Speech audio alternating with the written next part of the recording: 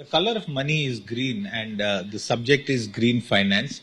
The other question I want to ask you, and this is from what some companies tell us using that telecom example itself, transiting to solar-based in the long run is cheaper, but in the switch itself involves both a fixed cost and a transition.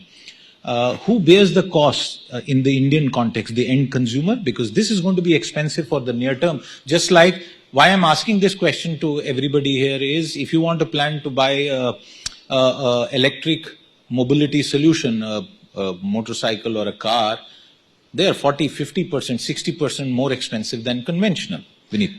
I think we are talking at two levels. One is this a problem? Is this a real problem? The answer is yes. Is this our problem? Answer is yes. Is it been created by us? Answer is no. Has somebody else created it? Yes. Somebody else has done much more, because per capita consumption of the West is still way, way beyond what we are talking about. Should the West pay for it? Yes. That's what India is asking. That's the development world is asking. Is the West willing to pay? Answer is no, because they don't have the money, but they are making small progresses. But you said there is so much money that's available.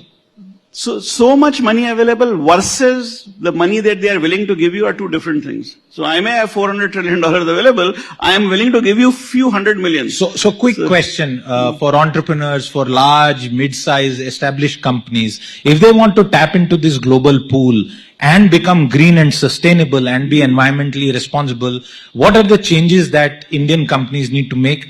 I'm going to ask you that question as well, starting with you. So very simple things. You will not be able to export. The finance minister just simply said, West has come up with so what has happened is Europe is becoming very tough with its own corporates. Now when it is becoming very tough with its own corporates, the corporates have then revolted and said, well, you cannot allow us to do, we are uncompetitive. Basically, West companies are getting uncompetitive, given that and the Chinese are filling the space. The Chinese are filling, or Indians will fill, or somebody else will fill. So what they are doing is they have come up, and they are very ingenious people, so they have come up with new taxes, which are called the carbon tax. And that is going to hit us very hard. So if you do not comply, your exports will suffer very soon, because the world needs to have a level playing field, and they will find their ways to do it.